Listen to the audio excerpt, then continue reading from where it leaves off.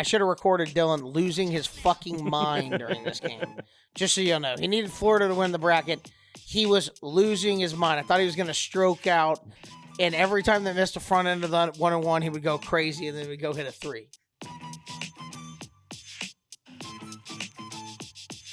Listen to the first verse. Watch out now. Welcome into the Slobberknocker Sports Podcast. I'm your host, Dylan Leak, joined as always by my man, Uncle T. We are coming to you live from San Antonio, Texas, home of the 2025 Final Four. The Final Four is set. All 4 number 1 seeds have reached the Final Four, first time since 2008 that we've seen that. Also, the only time we've seen that was 2008 until this season. Ironically enough, that Final Four was in none other than San Antonio, Texas. So That was the Mario Chalmers three-point shot. You were there at the national championship game. The announcer said it best after the Clemson win: "Chalk on the Riverwalk." Chalk on the Riverwalk. Chalk on the Riverwalk. I like that. That was a good call. You said he had that one saved up. He was like, "God, I hope Auburn wins this. That can be my call." Was it Jim Nance who was calling it? I don't know who it was. Anyway, we had some really good games. We're gonna recap the Sweet 16, the Elite 8. Some of them were blowouts. Some of them were great games. Had 2 wild comebacks. Texas Tech involved in both of them. Mm-hmm. So we'll touch on that. We'll do the 2-minute drill. We'll do some Brookies of the Week. And then we will preview the Final Four. I had a WNBA or not last week. We were going to do it with Vex here, and I totally forgot about it. So I got one primed and ready to go. So we'll do some Vex would be WNBA good. or not. I know. I thought it'd be fun with him there. Done one with Vex. I'll have one next time he comes on the show. Funny. We'll try to get him back on here soon when the NBA playoffs start up because I know he'll want to talk NBA. Yep. And I won't. He'll want to talk it. I won't. I'll sit here. You're gonna watch it. You're gonna like it. I'll listen. You're gonna watch it. You're gonna like it, bitch. Okay. All right. drink. Let's start with Brookie of the Week here. I'll go first. Go ahead. All right. Only college basketball really going on. Nobody deserves a Brookie from the NBA. So I'm gonna go with my boy Thomas Haug. Thomas Haug, the white 6'9" sophomore from Florida, and he's from New Oxford, Pennsylvania, plays for the Florida Gators, had 20 points in their Elite 8 matchup. He had 11 rebounds, 6 of them offensive, was phenomenal, 4 of 6 from 3, 6 of 11 from the field, perfect from the free throw line, 4 for 4. He hit 2 key three-pointers down the stretch of that game that keyed the Florida comeback when they were down 9 with just under 3 minutes to play. He hit back-to-back triples to cut it to 3. And Walter Clayton took care of the rest. But my goodness, he was massive. He comes off the bench, and this was the first time the entire season that he led them in scoring. I believe he and Walter Clayton both finished with 20. But unbelievable performance from Thomas Haug, and it was gritty. Like, that guy legitimately is a junkyard dog. He is a heady player, a gym rat. He's scrappy, crafty, whatever you want to call it, right? And he got it done for the Florida Gators. My Florida Gators, who I picked in November to win the championship. And they're still alive, baby. They're still kicking. They're still chomping. Gators, let's go. So fucking stupid. 5 made threes in a row. Tech should have been out the round before, but it was fucking stupid. I agree with that. My Brookie's Todd Pettiford, pride of Jersey City. Didn't even, looking at the stats here, did not play great against Michigan State. And even against Michigan, I mean, it was a really good game. It was 20. I thought he had more than that. It was just because in crunch time, he was just knocking everything down. So, and they went on that crazy run. What was it, like 28-4 maybe, to just blow him out of the water, and it was all Pettiford down the stretch. And we were talking watching that game and said, I know the final score looks worse than it was because that game was tight and it felt like it could go either way with about 10 minutes to go. Michigan probably should have won. And that we said the best player on the floor, despite people, I know Janai Broome puts up great numbers and whatever, and people say he's the player of the year. The most talented and the best player on that team is Todd Pettiford. And we said he needs to step up here late if they want to win because Broome was not playing well. I know his numbers look good, but he really wasn't playing well. And he did. Todd Pettiford was awesome down the stretch. Yep. So can't believe he's not projected as a first round draft pick. So he's not even projected in the first round. At least the mock draft I looked at. I figured he'd be like late first round or something, but that might work out even better for Auburn. He'd stay another year. Going to cost him about $3 million to keep that kid. Oh well, money well spent. No, it is. He's worth it. He's worth every team's penny. Loaded, so worth every penny. Okay, let's go to the 2-minute drill. Watch out now. We're going to start with we got a couple of things. We'll start with the head scratcher of the week here. And we are going to stay in San Antonio, although this game was played in Arlington. And this is Destroying, a.k.a. Donald De La Haye. And he's a YouTube kicker. This is his first ever kick. I'm sorry, he made his first ever kick. This is his second ever kick. He's the guy that got knocked unconscious like the first game of the year, got hurt real bad trying to make a tackle, correct? Yes, and he did not play the rest of the season. Yeah, I knew that he was a big time. I've never seen any of his stuff, but I know people tell me he's a very popular YouTuber. I've seen like one or two of his videos, but this is like, my dad said it when he saw this, and that's how we found this clip. But this might be the worst miss I've ever seen a kicker. That was 20 yards wide left. It was wide left, but he did have the leg. That thing did bounce off the deal. So you know what? You like to see that. No, that makes it worse. That makes it worse because if it's a shank, it's like, okay, it was a bad kick. Like, he just mishit it. But, like, he legitimately just kicked that well and missed it by 20 yards. I didn't realize that at Brahmas we had to be in the back of the hump. Was that like that last year? I actually don't remember that either. Yeah. Apparently, he actually was a pretty good kicker in high school and decided to not play college football because he wanted to make money off YouTube, and now he could have done it anyway. Yeah. So it's like, he's one of those guys that got screwed. All right, this is the craziest comeback, although we have a couple crazy ones in college basketball too, but in the NBA that I've seen in a long time. Yeah, okay, this so one's pretty great. Lakers taking on the Bulls. The Bulls were down double digits with 10 minutes to go. Right now, they're down 4 after the first Austin Reeves free throw, makes the second. So they're now down 5 with 12.6 to go. They use their final timeout. Josh Giddey is going to inbound it here, and they're going to get it into Vucevic. And Vucevic is going to swing this over to Williams, who's going to bang a three. And now they're down 3. I forgot about Patrick Williams. LeBron inbounds the ball and stolen by Giddey, and they find Kobe White, and he bangs the 3. And I got to play the volume here because the commentator is going nuts. This fucking asshole. God damn. Next possession, Austin Reeves going to drive in and scoop the layup up. And now they're down by 1 with 3.3 to go, but they're going to give it to Josh Giddey from full court, from half court. Bang! Josh Giddey's a petter. He's a petter ass, dude. He made Allegedly. the alleged petter ass. Hell of a half court shot, though. It's hard to hear on the TV. I won't play it, but the Lakers fan is that was pretty funny. That is funny. That guy. But the guy, the commentator on this game, I couldn't understand a word he said at the end of the game, and he was going bonkers. He kept calling them the cardiac bulls, which I don't think. I don't think fucking hysterical. I don't think no one has ever referred to them as that ever. The cardiac bulls do it like, again. They got like 18 wins this year. No, they're actually fighting for a playoff spot, but in the East. Yes, no, yeah, they're the 9th place team in the East right now, so they're trying to just get in that play-in game. 33-41, the cardiac bulls. Man, if the Spurs were in the East, they might make the playoffs. Yeah. All right. Probably so. Let's go to maybe even with our roster right now, we could squeak in. We're only 3 games out of the playoffs in the West right now. Okay, let's go to 2 Swan Dives, both coming in the NCAA tournament. Sweet 16, Michigan State taking on Ole Miss. We're laying 3.5 with Michigan State here, and we're currently up 4, so we're covering. Jalen Brakefield going to drive in, miss the shot, but Sean Padula there to put it back, and now we're up 2. Izzo, not happy. He's never happy. Now Michigan State to inbound. We know we're going to get fouled here. We just got to get it in. Holloway going to find Jeremy Fears. He's going to get it back to Trey Holloway, and that's the guy we want at the line. He's 83.3%. First one for Trey Holloway is up and good. So now we're up 3, but we need the second with 11 seconds to go, and we get it. Second one good for Holloway. Next possession for Ole Miss. Murray going to push it up, give to Padula. He's going to double clutch a 3, and it's an air ball, and it's out of bounds off Ole Miss. So now we're up 4 with the ball. We're looking good. Laying 3.5. Get it into Holloway again. Get the guy we want at the line again. 83%. First one, right down the hatch. Second one is good, and we're up 6. So now all we got to do is avoid a last-second 3. And they get it into Sean Padula, and he gives it one more to Matthew Morrell at the buzzer. Bang.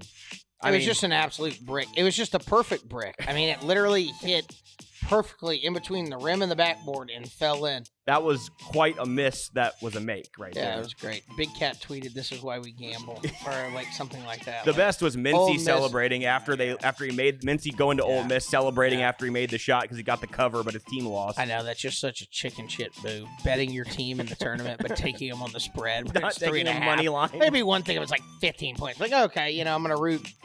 I hope we win, obviously, but I hope we cover 15. But it's like, no, he took the 3.5. It was like, yes.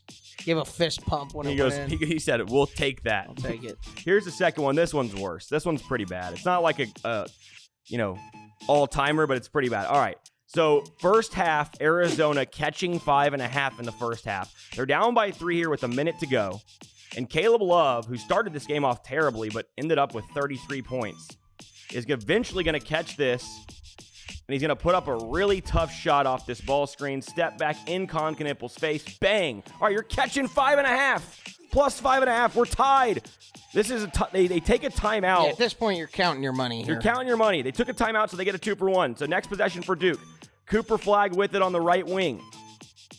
Gonna swing to Con Knippel. Knippel for 3. Bang. All right, you're down 3, but you're catching 5.5, and the shot clock is off. So the only thing you can't have is the ball in a man's hands named Caleb Love, because he's the only one dumb enough to shoot this with over 5 seconds to go on the shot clock, or on the game clock. Caleb Love gonna come around, get the ball, and you just knew right here it was going up. Oh, man. Launches that thing, no good. Ball is loose. They have the rebound, but it comes away to dude. Gillis, and he finds Flag, and Flag gonna pull up at the buzzer. Bang!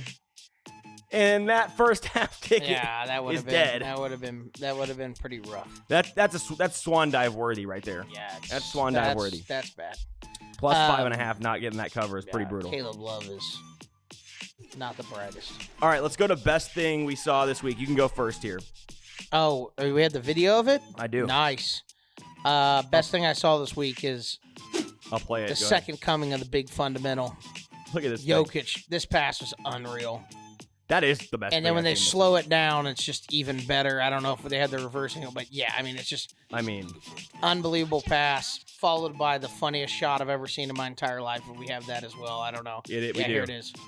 Yeah, I guess I'll just throw it up from here, one-handed, and good. Not just good, swish. Yeah. And you know what's funny? The Jazz are so shitty, and that was probably because that was from 7 to 10 in the first half at halftime. I would think that probably. I mean, what do you think the first half line against the Jazz? Yeah, it's very possible that could have been a bad beat. Yeah. 8.5, 9. There- I mean, yeah, it had very to be something possible. like that. The Jazz are pretty damn hard. Was that in yeah, Denver? Yeah, it was in Yeah, that Denver. was probably pretty. Might have Yeah. been 7.5. I don't know. That would be It was- fucking hysterical, regardless. That was cool though. Yeah. You showed me that pass, and then I think Jonathan showed me that half Yeah, court the shot, and I half-court was like, shot's "That's unbelievable." the best half court shot I've ever seen." After the game, he's probably like, "Oh, I practiced that all the time, All but the time. they just lucky it went in." I go play with my horses. Okay. Let's go. This is the best thing I saw this week, and sorry, I'm gonna make you relive this because I know you're a Texas Tech fan, but.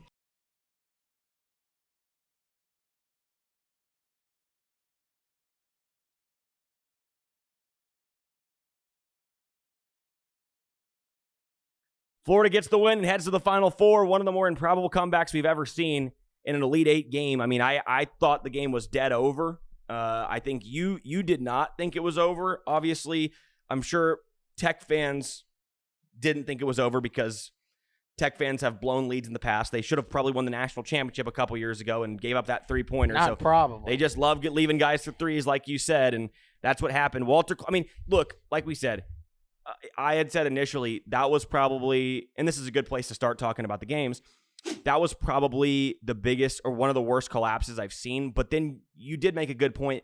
Most of it was Florida making really good plays. Now you go look back at it, it's like, okay, leaving Clayton on the last three was a mistake. Was he just absolutely wide open? No, but he was too open. Same thing with Haug. Like, were they egregious errors on those defensive plays? No, but they were not smart plays. And then, the two front ends of 1-and-1s are what killed them. Specifically, the Darian Williams one. You could live with Toppin missing the front end.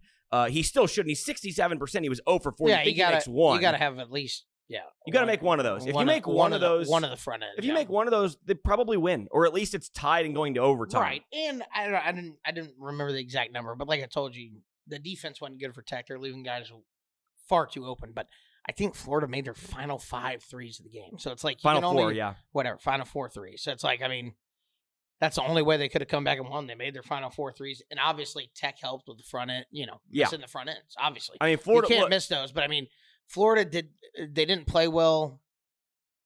I knew eventually they would get something going, but like we talked about, they just missed the first one that went in. Tech probably wins. I mean, it had to take a perfect storm with only like 3 minutes left for them to come back and win down 9. No, yeah. I mean, they just made everything. Tech helped with basically 2 turnovers on front end of 1-on-1s. I mean, you can't do it. So I mean, you think about like when you're in that situation, there was 2:45 to go. They're down 9.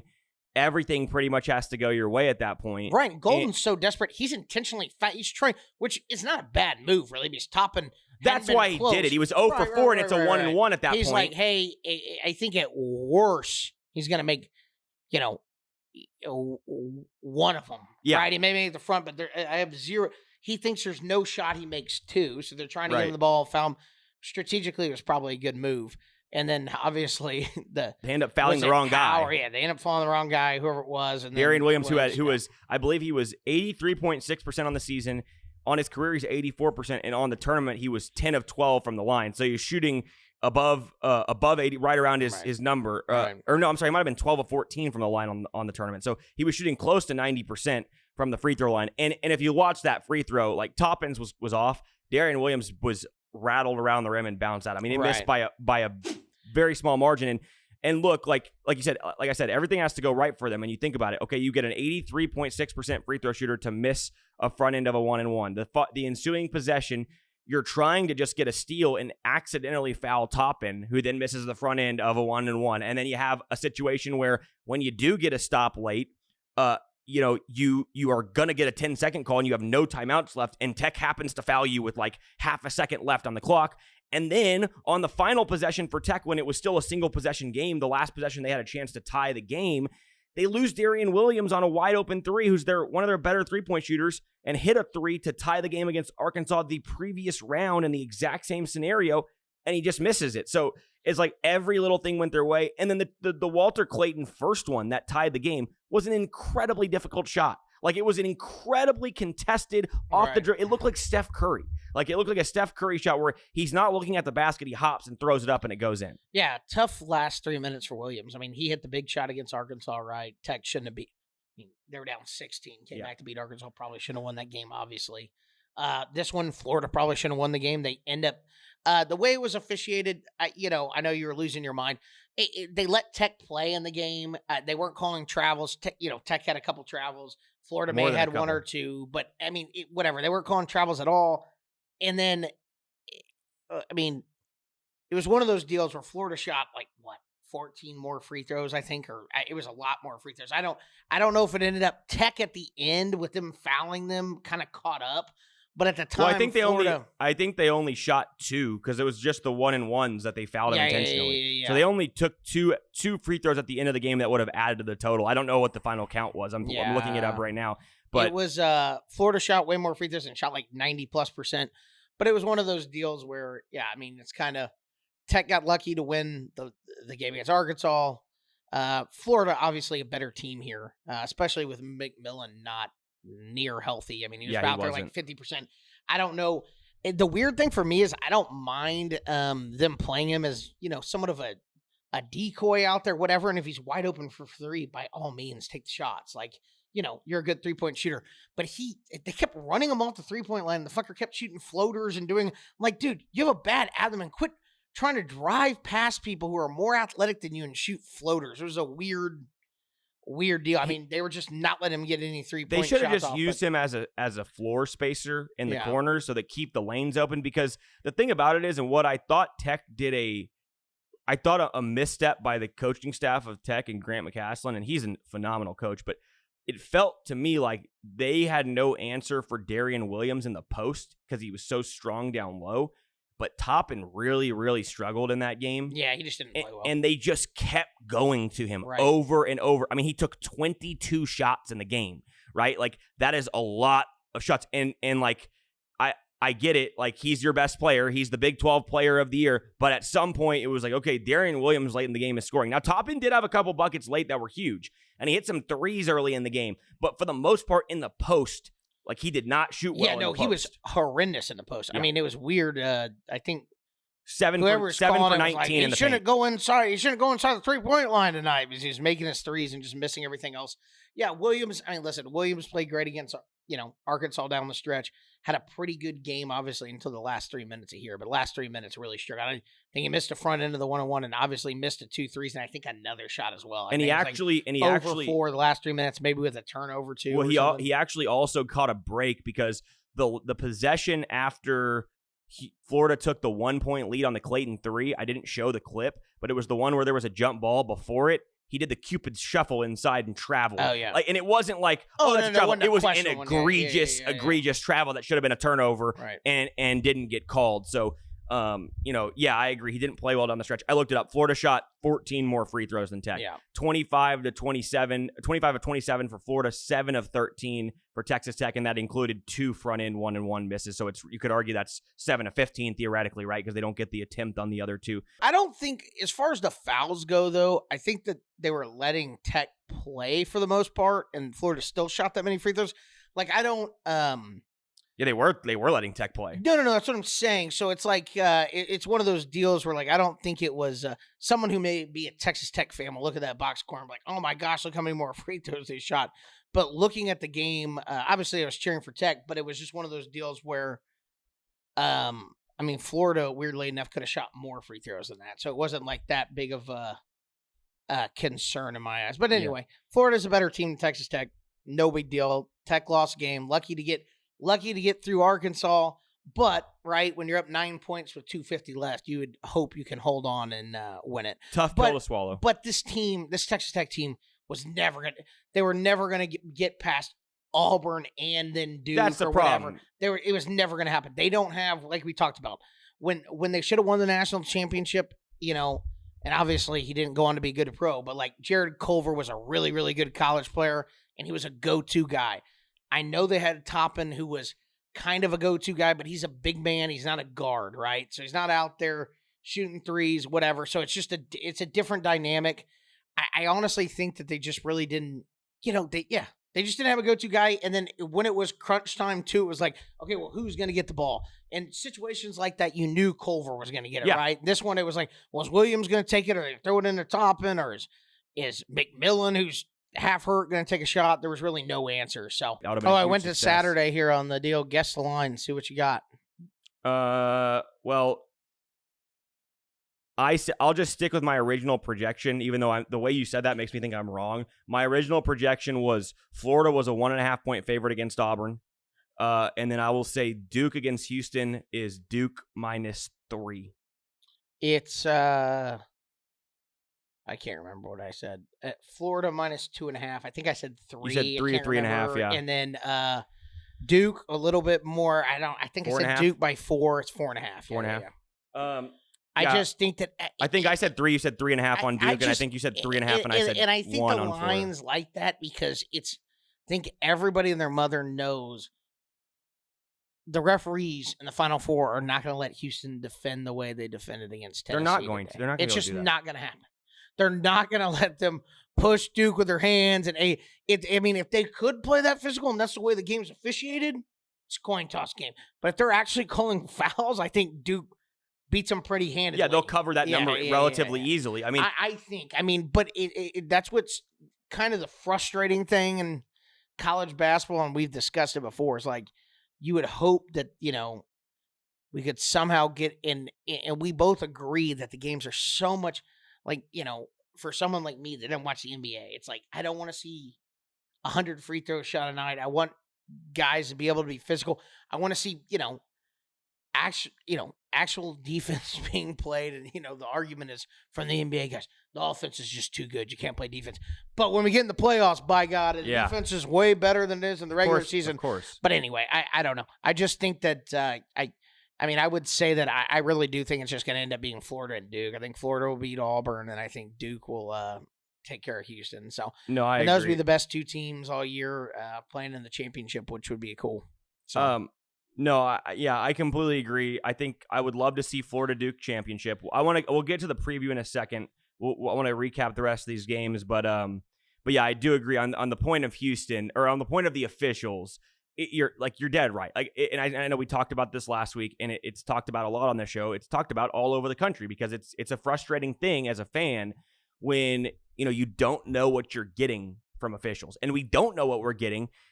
And I actually, that frustrated me about in the opposite way, in the sense of, like, in this game, in the Elite Eight game of Tennessee and Houston, they basically were able to just tackle people. I mean, there was a couple times where Tennessee was boxing out and Juwan Roberts was, like, ripping someone's jersey off and jumping over his back to tip the ball, and it just was not called. Right. Rick Barnes was losing his mind. And I thought back, it was funny because I remember back to a couple years back, I had a big bet in the second round on Duke.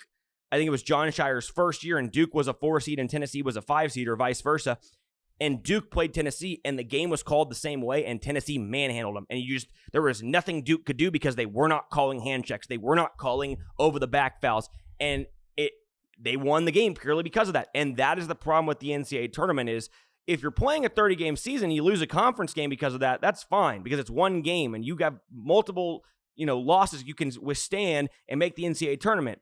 But in the NCAA tournament, it's one and done. And so when you get that bad whistle for one game, it can be really frustrating. I want to talk about that bad whistle in another game, which is, and we can just go to this region because it's a good segue, which is actually a Sweet 16 game, right? And it was Purdue and Houston.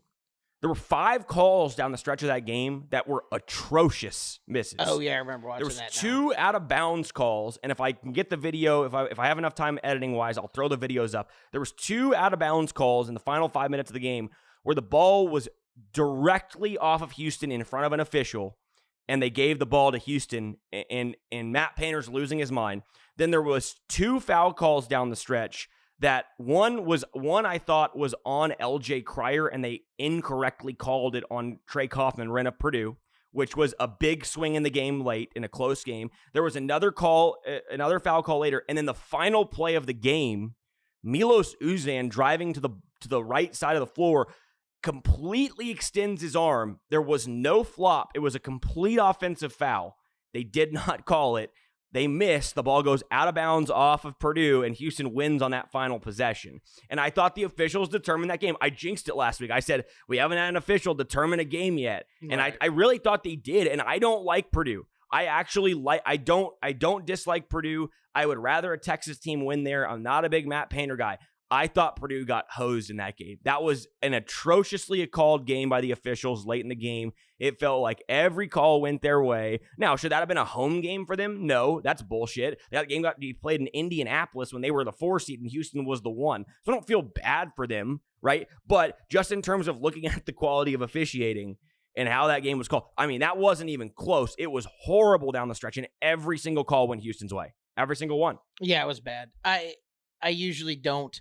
And I don't think there was, it's just a problem where that game especially, right, it's in Purdue's backyard. I don't think there's an agenda from the referees. It's just really bad officiating, right? Yeah. Like, I'm not like we always talk about the agenda with the Chiefs, or the NFL better off with the Chiefs there. Can we get an extra, 30 million eyes on the Super Bowl because Taylor Swift's there, whatever it is. I'm making up that fucking number. I have no idea. But the whole point is, like, in this college basketball game when it came to Purdue or Houston, I don't think that was obviously, they're not trying to make calls in any direction, any particular direction. It's just really bad officiating, It's like, and to be fair, I would say that, like, the one of the out of bounds ones, like, I just don't know how you miss that.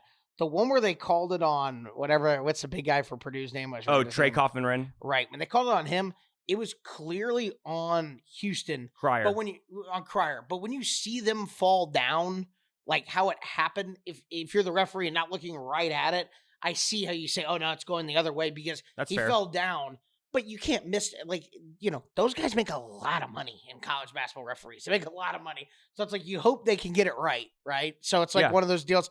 And I saw a video the other day of some guy talking about how much those guys make a game, and it's like a joke that they make, I don't know. Do they get so they don't get salary? They're by no, game? it's like by game. I think it's like $1,500 a game or something. That's for wild. officials. Yeah, That's wild. and they do like 2 or 3 a week, through the college basketball season. And some of those guys officiate other. a couple of those guys officiate other sports whether too. they're umpires or they're doing right. I think most of them are college football referees, but. On the topic of that, too, I want to bring this up. I want to come back to one thing that happened in the Houston-Purdue game, but while we're on the topic of officiating, I just don't understand why we cannot, in college basketball, go to a replay center, right? Like, don't we have replay centers in college football now, correct? For the big conferences, right? So why can we not do it for college basketball? Especially for the NCAA tournament, even if you can't do it for the regular season, which I think that could be easily done for the regular season. Right. But even if you just went for the tournament and you have one crew, I mean, you think about it. CBS already employs Gene Steratore. We were talking about this. Gene is a great former official, right? He's really knowledgeable. He comes on. He does not care whether he's going to call out the officials for being right or wrong. He just tells you what he thinks the call is. He could be the same way that what's the guy's name in the UFL who sits, Dean Blandino. Just like Dean Blandino, you just have Gene Steratore in the back there, and he has a crew of 4 guys, and they have all the things of every game. I mean, that would be so easy because you look at how these guys are doing it, and it's really crazy to me. They're literally like with their fingers spinning a little thing to go back. The monitor, they have to pull the monitor up. Like in this previous game, because the Elite 8 games were on risen floors, they're having to be down on their knees, like looking at the shit. I mean, Doug Sermon was sweating so much trying to do the fucking call for. I thought he was having a stroke. The official, right? The guy in the was it the Houston, Tennessee? Yeah. I mean, I thought he was having a legitimate stroke. He could barely speak. Yeah, he was. I don't know. He was drunk. There was something going on. Something was going on with that poor guy. But yeah, just have a like, hey, we're sending it to New York or whoever looks. Especially like, look, for regular season. Obviously, the big conferences have it for football. It's not a big deal to have someone in there and be like, hey, it's off, whatever, and just take that out of it. There for those guys are huffing and puffing and running around or whatever. Give them a little bit of a breather. Just send it and be like, hey, take a look real quick. And the only issue with that is that we talk about it doesn't happen near as much as football, obviously, because 68 teams get in, sure, or whatever it is that get into the NCAA basketball tournament. So you're not trying to keep like Miami undefeated, right? For the whatever. So that would be the only like downside of it. But like I said, in college basketball, it doesn't really matter as much. But anyway, I read real quick, $1,000 to $3,000 per game. $1,000 to $3,000 per game. Yeah, higher end. So the guys who have been there for a while, like the guys calling the games today, made $3,000 a game. Yeah. And they probably called they probably called multiple NCAA tournament games. So like this last couple weeks, they probably made a ton of money. Right.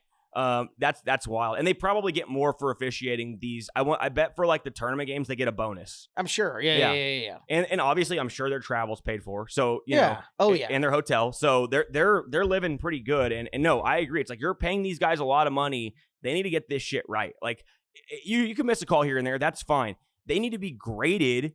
And that should be, I don't know if that's how it works, but if it is, they need a new grading system because like that crew in that game, Tennessee, Houston, or Purdue, Houston, shouldn't officiate a game the rest of the tournament. I mean, those were 5 egregious calls that defined a game. They should not officiate games the rest of the tournament.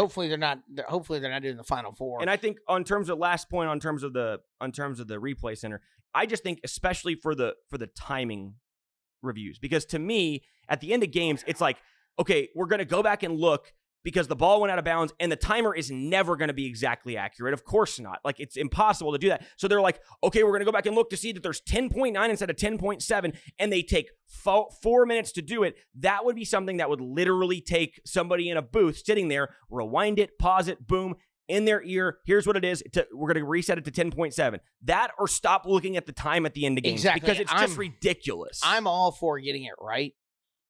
The timing malfunctions that they call them, or a timing error when they go look at it, go from 10.9 to 10.7 or vice versa, whatever. You got to get rid of it. Yeah. I do not care if there's two extra tenths on the deal.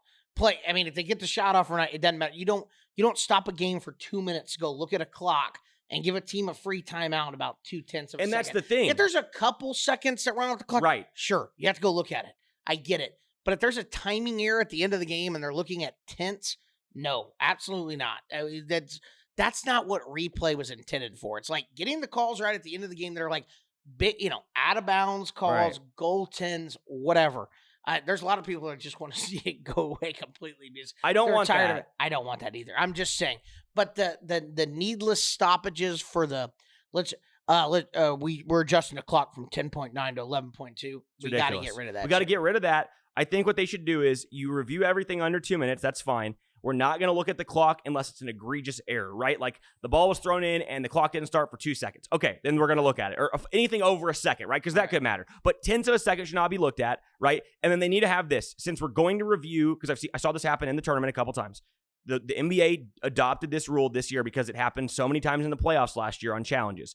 When a ball goes out of bounds and we review who it goes out of bounds off of, if there was a foul causing the ball to go out of bounds, then the team retains possession. The NBA actually has a rule where they can actually call a foul when they review it. If you challenge it and the ball and like who it was off of and they fouled you and the ball was off of you, they will call that a foul upon replay. I don't care if you do that, but it needs to be. I don't necessarily like that because they didn't call it in the game. Agreed. But if you get slapped in the arm and then the ball goes out of bounds on you because you got slapped in the arm, it's, hey, we missed a call. There was a foul, but it's staying with Florida. That's the reason the ball went out of bounds. Whatever. Yeah. Hopefully they can get it right. I mean, to me, the biggest issue is, and like I said, I love the physicality in college basketball, but there has to be a one set of rules and not like in football. There's, I get that there's some crews that throw a few more holding flags, right? Sure. But other than that, the rules are, universal. In college basketball, I mean, like this Tennessee Houston game, if it was officiated like a ACC game between like Duke and North Carolina, every player would have fouled out in the first half playing like that. I mean, it's dead serious. And at halftime, there were 7 fouls called. It was like 5-2. Yeah. And I'm just like, Houston, I mean, it's just so, like, I like it. I don't mind that they're allowing them to play that way, but it's just a huge advantage one way or the other. Yeah. It's like, and we both know Houston's not going to be allowed to play like that against Duke, so it's going to be a completely different game. Right. That's the problem. And we'll come back to that in a second, too. Last thing on the Houston Purdue ending. The last play of the game, the ball goes out of bounds, right? And Houston has an inbound. Yep. I actually don't think, I could be wrong, Houston may have had a timeout there. I think that they were reviewing time, which allowed them to draw a play up. Regardless, I was baffled, and we talked about this after the game and the next day. And I know I don't want to get too far into X's and O's, but just the way Purdue defended the inbound pass, it's pretty simple. You don't have to be a basketball person to understand like the scheme. Braden Smith, the point guard for Purdue, was on the basketball. He was guarding the inbounder. And the way Purdue defends inbounds supposedly all year, which I have never seen anybody defend inbounds like this. I've seen people, they put their inbounder basically almost under the basket. Now, I've done that. I do that to prevent a layup. But they have him deny the guy coming off first open. And so Houston runs LJ Cryer off a screen weak side, and Braden Smith runs clear across the court 25 feet away from his man and leaves the inbounder with 2.5 seconds to go, and the ball is thrown into Joseph Tugler, and no one is guarding Milos Uzan, and they just throw it right back to him for a layup. It was one of the biggest mistakes coaching-wise I've ever seen at the end of a game, and it's not like he just told him to do it in that exact time. That's what they've done all year, apparently. I thought it was and I don't want to call him an idiot, but it was an idiotic scheme. I don't understand how that is how you defend based on out-of-bounds plays. It makes absolutely zero sense because you're giving your opponent an exact blueprint to exploit you, right? It's simple. There was 2.3 seconds to go, okay? You switch everything, and you force Houston to shoot a jump shot contested, right? You do not let them catch the ball anywhere near the paint, and you're all attached to your guy. It's so simple. And the fact that they allowed him to get an basically uncontested layup at the buzzer to lose an Elite 8 game, or Sweet 16 game, is crazy. I mean, that Matt Painter deserves a lot of heat for that. And I saw people online shitting on Braden Smith, and if you're one of those people, you're wrong, because it wasn't his fault. He did what he was supposed to do. Right. That's how they've been defending it all year. Yeah, that's what he's told to do. So totally Matt Painter, 100% on Matt Painter. And Matt Painter's been bad in the tournament his whole career, except for last year. And to me, I mean, it's ridiculous. They got a break this year. They got to play High Point, who lost their best player in the first round. And in the second round, they got to play McNeese State because Clemson fucking got upset because Turner jinxed them, saying they were going to the Final Four. And Clemson ended up losing in the first round. And he also jinxed Juju Watkins, who he gave a brookie 2 weeks ago, and then she fucking tore her ACL literally 10 days fucking later. So thank you. To be fair, it was a fake brookie. Secondly... Oh, now it was a fake I brookie, also Bailey. Killed Iowa State season off, too. So yeah, they lost in the second round. Give me some respect for that, yeah. too. You had a rough couple weeks there with some jinxes there. Killed a lot of teams' hopes and dreams. Okay, let's move on That's to what I'm here for. some of the other games. Okay, let's go quickly to the East region. Duke beats Arizona in the Sweet 16, 100-93. It was pretty much a blowout. I won't say a blowout. Duke was in control most of the way. Arizona cut into it late and gave themselves somewhat of a chance. Caleb Love played good. Duke walks through Arizona. Bama played BYU and put up 113 points.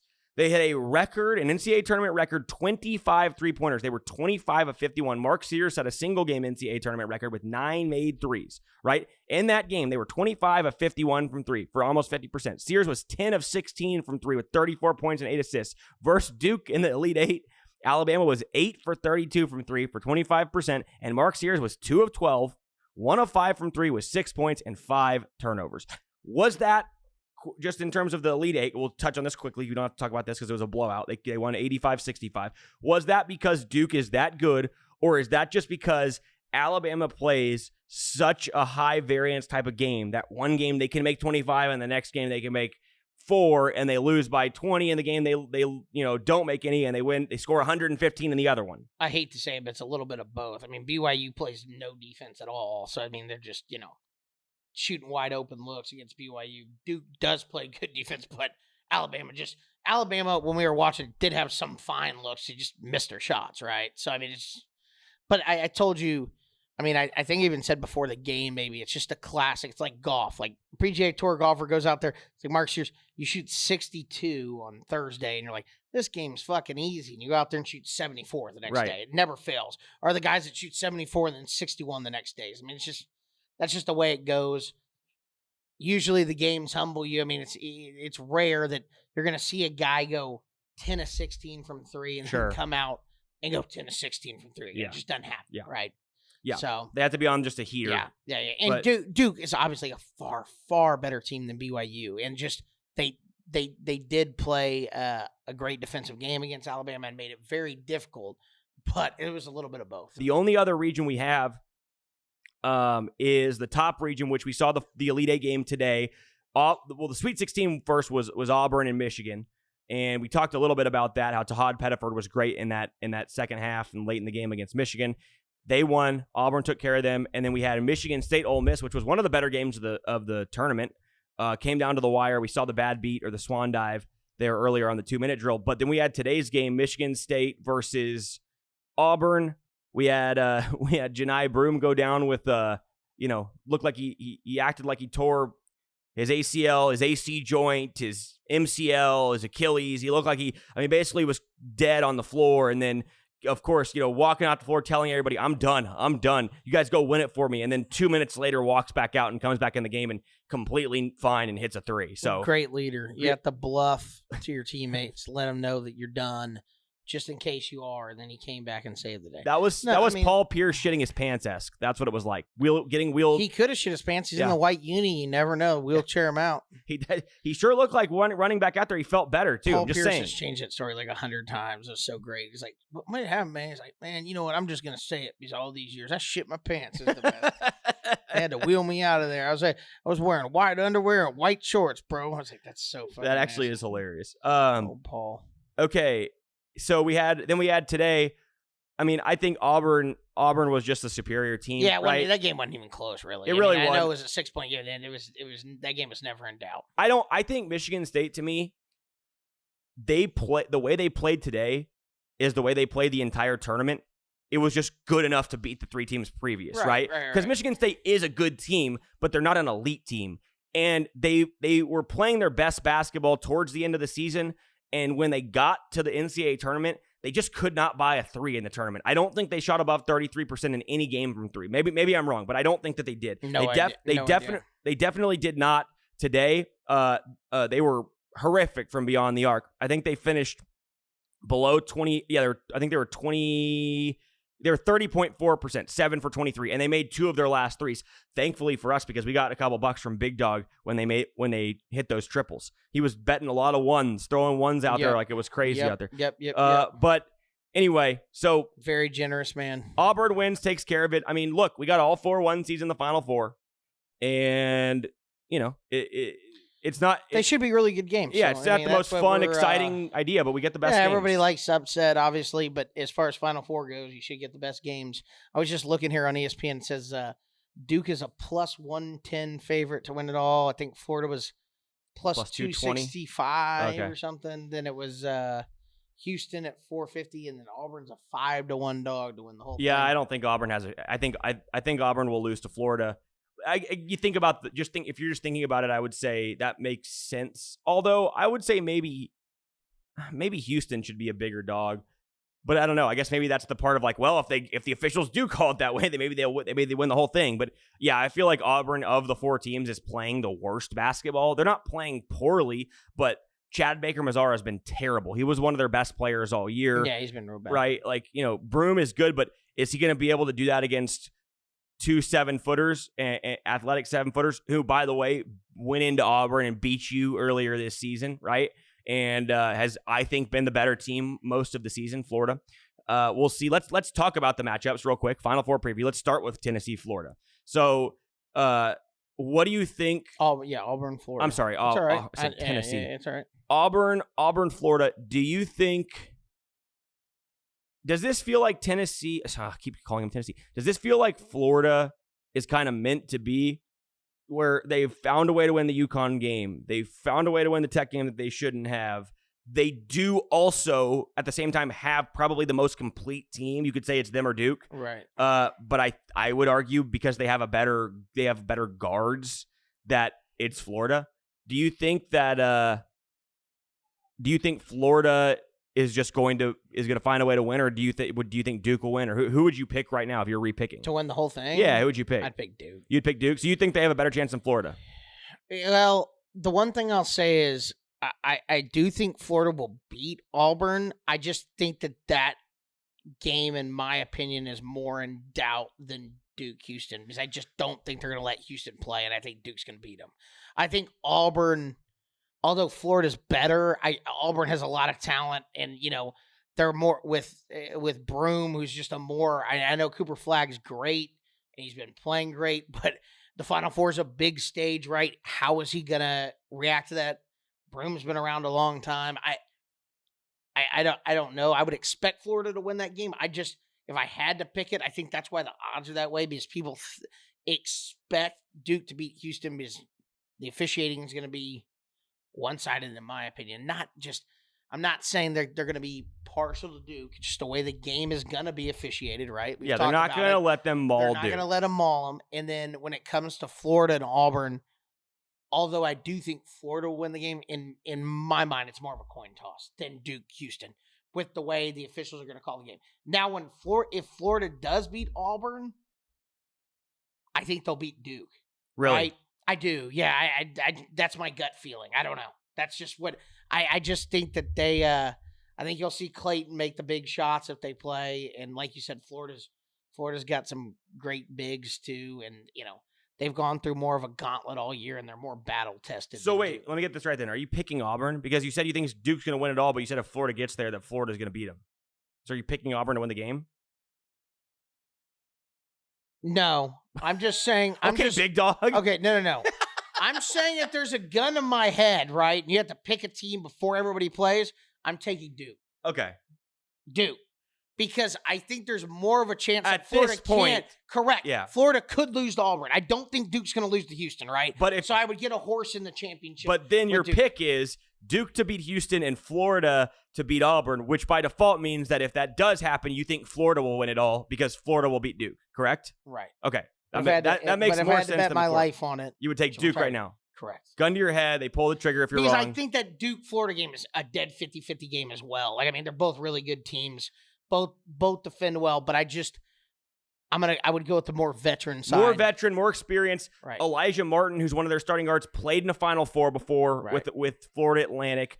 I also think Todd Golden is a more experienced coach. I know you're going to say whatever about him, but he was a head coach before this, right? He had been in the NCAA tournament with San Francisco. So let's just hope he can stay out of trouble on the Riverwalk. Got to keep that guy in the hotel room. John Shire is in his third season, right? Like a lot of 19, 20-year-old girls out on the Riverwalk. Got to keep Golden indoors.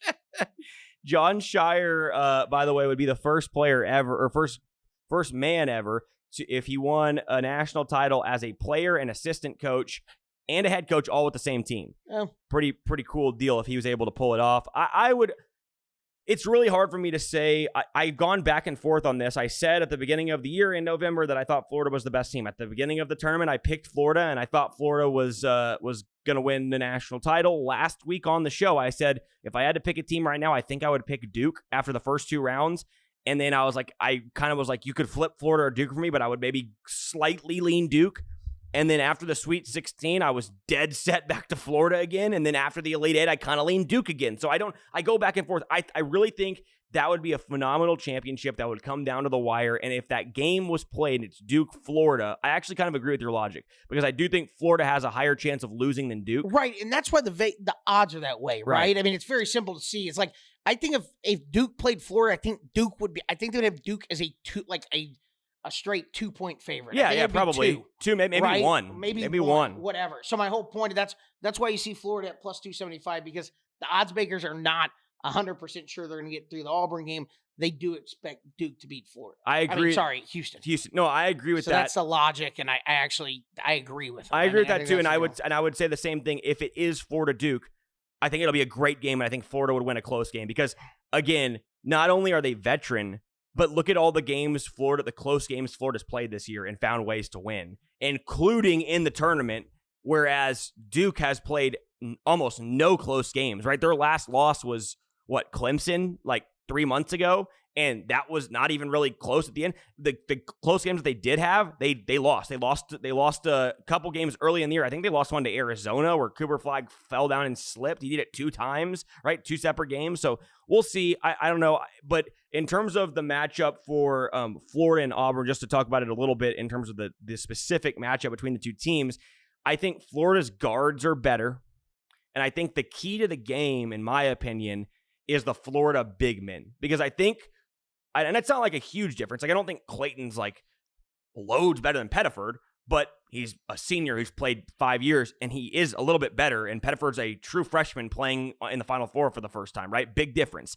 Elijah Martin, like you said, has been to the Final Four. But my issue, and the reason I think Florida struggled with Tech, which really surprised me, to be honest, was that Darian Williams, even though he's not a big man, hurt Florida's big men down low, right? Florida all year has played 2 big guys together. They have played Alex Condon, their big Australian 7-footer, and Ruben Chinyelu, who's their other big athletics, basically 7-footer. In that game against Florida, they took Chinyelu out. Against Texas Tech, they took Chinyelu out. He barely played, and Thomas Haug played 30 minutes as the secondary big because they were unable. Their bigs were playing so poorly against Texas Tech. Well, Auburn's bigs are better than Texas Tech's bigs. So if Florida's bigs struggle that exact way with Auburn, then I think Auburn has a shot to win the game, and which is why it's more of a coin flip. I would say it's 60-40 Florida. That's what I was going to say. I'd say 60-40 I think that's Florida. Exactly what it is. I think I would not be shocked if Auburn beats them at all. Now, here's the thing, though. I think Florida will beat them, but here's the thing. Florida's, like Walter Clayton, until the end of last game, did not shoot the ball well. None of them shot the ball well. Will Richard didn't hit a 3. That was the first time that's happened like all year. Elijah Martin didn't make a 3. If Florida's guards are making 3s like they have all season, they will beat Auburn by double digits. No one can beat Florida. No one can beat Florida when their guards are making shots. So that may sound simple. They might sound simple, but I expect Florida's guards to play better. And so if they're making shots, unless the big men are just horrific and Broome is just torching them down low, which he was unable to do in the first matchup because the size of the Florida bigs bothered him. Chinyelu played really good in that game. In that case, I think Florida wins the game if they play half decent. Anything you want to add? Or you want to talk about Duke Houston for a second, real quick? No. Okay, I'm good. Duke Houston, keys to the game for me. Obviously, officiating is one. Number two is offensive rebounds. I mean, if Houston is getting offensive rebounds at the rate they did against Tennessee, which I don't think will happen against Duke, Duke is bigger. The guy who really impressed me this weekend for Duke is Malawak, the big kid for Duke. Mm-hmm. He was awesome, man. I mean, I didn't think he was very good, and people are projecting him a top pick. Yeah, he played good. He was phenomenal. Like, he's much better than I thought. And, I think he's a difference maker that people forget about because they have Cooper Flagg and they have Con Knipple and they have Tyrese Proctor and all this talent. But Malawak's really, really good, and he is going to be key in this game because Houston's bigs getting offensive rebounds are how they win games. This is another reason why I don't think Houston can beat Duke. I don't see how they dominate the boards against those big guys. Duke is fucking huge. I mean, they're all fucking big, and they all rebound, and they defend well, and they box out, and they do not allow a bunch of offensive rebounds. I just don't see it. I think this is a terrible matchup. I think Houston probably should have lost to Purdue. I think Houston's overrated. I think that you've seen their offense come back down to earth the last couple games. They hit some threes at the end of this game against Tennessee when Tennessee was trying to get back in the game, but they were not shots that have been normally going in the tournament for them. So to me, I just think they're going to struggle to get offensive rebounds the way they normally do. I do not think, like you said, if the game is called the way we expect, I do not expect Duke to have trouble scoring on Houston. And they're going to attack. Tennessee settled for a lot of threes. Duke is going to run offense, and they're going to get it inside, and they're going to score. I mean, they really are. They aren't. Joseph Tugler is not going to be able to guard Malawak on pick and roll, right? They're going to hard hedge and trap and try to do those things, and Duke's going to have some really good stuff to hit the high post and lob it up to Malawak for dunks, which is what they love to do. I just don't see it. I think Duke wins this going away. I don't think it's close. I don't have a ton to add. I agree. I mean, the more the X's and O's than I do. I know Duke's big. I think they'll be able to match up with Houston well. And I don't think the officials are going to let Houston play. I think it's as simple as that. If they do, it's going to be, if they let them play against, let's tell you this, they let them play the way they played against Tennessee, no one could fucking beat Houston. I'm just saying, I mean, it was a football game. I mean, they were, two hands on everybody at all times, and rebounds were like an absolute free-for-all, like a heavy metal fucking mosh pit. I mean, anything went down low, okay? So if that's the way they're played, and they're playing prison ball, they'll beat Duke. Duke doesn't play prison ball. Houston does. So, and you still had Kelvin Sampson yelling at the officials every 5 seconds. Right. So, I mean, and Kelvin's always working the officials. But, I'm going to say Duke. Officials want to say Duke by 8. Okay. So I don't think they're going to buy. I think even if, it's officiated like a normal basketball game, I can't see Duke beat them by like a Houston scrappy, hard-playing team. I just don't see Duke blowing them out. So okay. I'll say I'll go Duke by 8. I will say Florida by 5. Okay, yeah, I was gonna say I was gonna say 6. I almost think it could be 9. Not because I think Florida's 9 points better, but because I could see Auburn, if they're down late, just giving up. Like I really could see that team doing that. I'll say Florida by 6. And I'll say Duke by 11. Florida by 6, Duke by 11. First of all, let me correct you. Bruce Pearl's teams don't quit. Okay, buddy. Yeah. Ask no Yale one, about that last year. No one quits on Bruce Pearl. You know who took? No one. It would have been so great if Michigan would have beat Auburn because Danny Wolf would have lived in Bruce Pearl's nightmares after beating them at Yale last year and then going to Michigan and beating them again would have been a beautiful story. Danny Wolf's the man. Danny Wolf is the man for the first 30 minutes of the game. First rounder. For the first 30 minutes of the game. And then the last 10 minutes of the game, he shits his pants. But he pulls a Paul Pierce. But first 30 minutes, he was elite. Right. First round pick. That's right. He's a projected first round pick. Yep. Todd Pettiford is not. Go figure. All right. Let's do a couple top 5 lists. All right. We've got the NFL draft coming up. Yep. So go from 5 to 1, number 5 to number 1. Give me your top. Way too drunk to go from 5 no, to you 1. got. I'm going to go 1 to 5. No, you got to go 5 to 1. 5 to 1. Okay. You don't have them written down? Well, you start. You don't have them written down? I'm just pulling it up. I'm pulling up the class. I told you this 10 minutes before the show. You the fuck expect me to do work 10 minutes before the show? I have them in my head. Motherfucker won't even prep 10 minutes before the show. Oh, my God. All right, I'll go first. I'm going to go. Mine's going to be top 5 quarterback prospects in the NFL draft. What the fuck? I thought we were doing all kinds of prospects. You are. I'm doing quarterbacks. All right, go ahead. Dear Lord. We have to have 2 separate lists so they're not the exact same thing. We need different shorts, all right? Okay. Top 5 quarterback prospects, NFL Draft 2025. Quinn Ewers better be number 1. Number 5, Jalen Milroe. All right. He's terrible. He is not going to be a good NFL quarterback, but this draft class sucks, and he can at least run. And the only other option there was Quinn Ewers, and I decided to go with Jalen Milroe. Here's So the number thing 5, about Milroe. He's got a 15% chance of being Lamar Jackson. So if he does end up being Lamar Jackson, I would then say it's like 7%. I give him 15. 15 is pretty high. Number 4, Kyle McCord. Yes, again, he's bad, but there's nobody else. And yes, he did throw 6 interceptions in one You game. better have Quinn Ewers ahead of him. Number 3, Jackson Dart. Oh, my God. You're an idiot. Jackson Dart from Ole Miss. I think he might end up going in the first round. He's rising on some draft boards. I like Jackson Dart. I could see him being like a backup quarterback in the league and maybe getting a chance to start and not being too bad. I don't love him, but I like him. Number 2, Shadur Sanders, Colorado Buffaloes. I think he is the second best prospect in the draft. I don't think he's got the highest ceiling, but he's good enough as a pocket passer to be a solid, decent starter, and I think he'll be the second one off the board. And number 1, who I believe is going to be the number 1 overall pick, and he's going to be the best he is the best quarterback in this draft, that I don't think is a great quarterback draft, is Cam Ward. Cam Ward, number 1, the San Antonio UIW alum. Again, don't love Cam Ward, but I think he's a better player than Shadur Sanders, and I think he's by far the best quarterback on this draft. So that's my top 5 quarterback prospects for this 2025 NFL Draft. All right, top prospects of the draft. My number 5 is Will Campbell. He's fallen down a little bit on draft boards here. They have him going 10 to the Bears. LSU offensive lineman? Yeah, I love Will Campbell. I think he's going to be really good. You would go with the white offensive lineman in your list. Yeah, smart guys. They're leaders. I think he's going to be a really good player. At number 4, I have Ashton Genty, My man.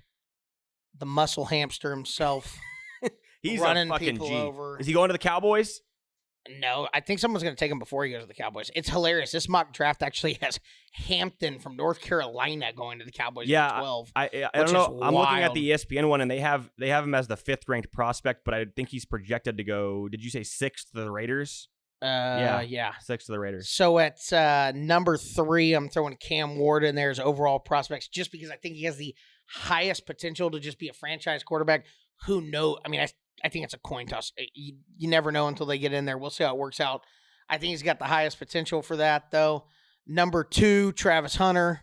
Just an awesome football player, whether he plays both ways or not. I think he'll be a pretty good defensive back. And number 1, Abdul Carter. You think Abdul Carter's the best player in the draft? Really? Yeah. And so if By far. and so I think Abdul Carter's grades out to be like a Myles Garrett for really, years. Yeah. you think he's that good? Yes. Damn. Okay. I do. Pretty good. I do think Abdul Carter will be that good.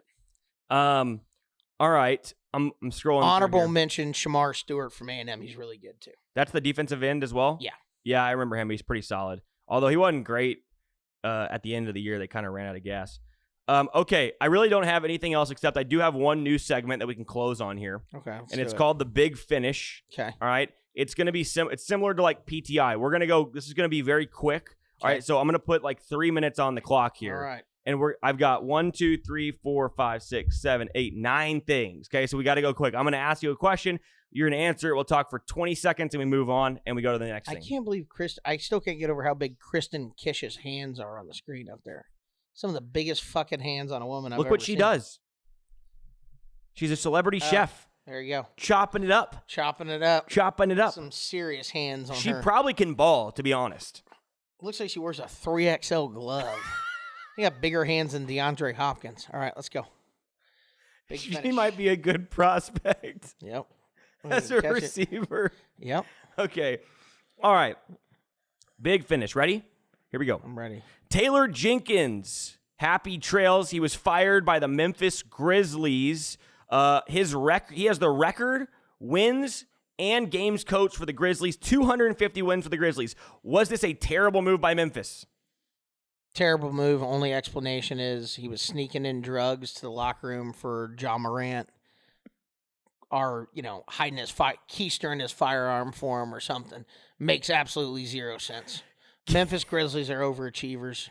50 wins and he's fired after 6 seasons. Kevin Willard leaving the Maryland Terrapins after multiple years as the head coach to take the head job at Villanova. Good move or bad move for Kevin Willard?